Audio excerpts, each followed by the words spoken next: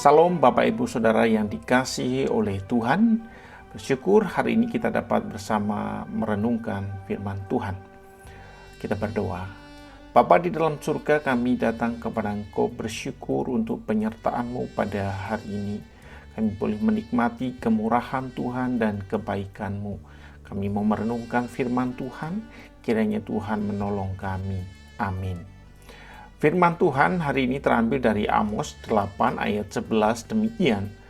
Sesungguhnya waktu akan datang, demikianlah firman Tuhan Allah, aku akan mengirimkan kelaparan ke negeri ini, bukan kelaparan akan makanan dan bukan kehausan akan air, melainkan akan mendengarkan firman Tuhan. Bapak Ibu Saudara, di zaman ini kita dengan mudah mendapatkan informasi. Berita muncul setiap saat. Varian baru COVID, prediksi inflasi yang akan segera terjadi, berita pemakaman seorang anak gubernur, dan lain sebagainya. Bapak Ibu Saudara, berita-berita itu membuat kita mendapatkan informasi yang berharga untuk kita olah di dalam diri kita supaya semakin waspada, berjaga-jaga, dan mempersiapkan diri melangkah ke depan supaya tidak salah langkah mengambil keputusan. Tetapi bisa juga berita itu menjadikan diri kita resah, khawatir, stres, dan jalan buntu. Ini tentu harapan yang tidak ingin kita alami. Bapak Ibu Saudara, di zaman orang Israel, orang-orang justru tidak peduli dengan berita firman Tuhan. Berita itu menyebar tetapi tidak mau mendengarkan. Berita itu penting tetapi diremehkan.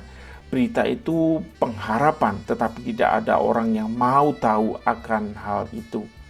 Maka Nabi Amos berkata, sesungguhnya waktu akan datang, demikian firman Tuhan Allah. Aku akan mengirimkan kelaparan ke negeri ini, bukan kelaparan akan makanan dan bukan kehausan akan air, melainkan akan mendengarkan firman Tuhan. Israel berkali-kali menolak firman Allah yang disampaikan kepada mereka. Kini mereka akan mengalami apa yang mereka inginkan. Nabi Amos tidak menubuatkan pertobatan Israel seolah-olah kembali ingin mendengar dan menaati firman Tuhan. Sebaliknya, Nabi Amos berpikir pada hukuman. Allah sudah jemu berbicara oleh karena tidak didengarkan, karena Allah berdiam diri dan tidak menampilkan nabi lagi.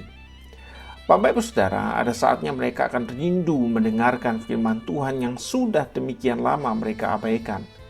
Di minggu ini, tema kita hidup menjadi murid Yesus. Tentu kita terus belajar akan kebenaran firman Tuhan, tidak berhenti belajar, mendengar, dan melakukan firman-Nya.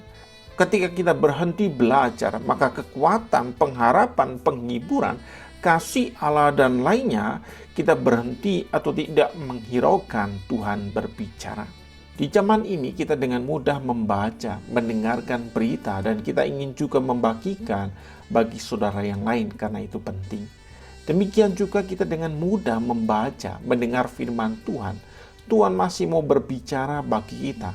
Kita dibuat haus dan lapar akan kebenaran firman Tuhan yang memberikan kekuatan, pengharapan, sukacita, dan berita kasih-Nya yang menompang kita hari demi hari. Amin. Kita berdoa.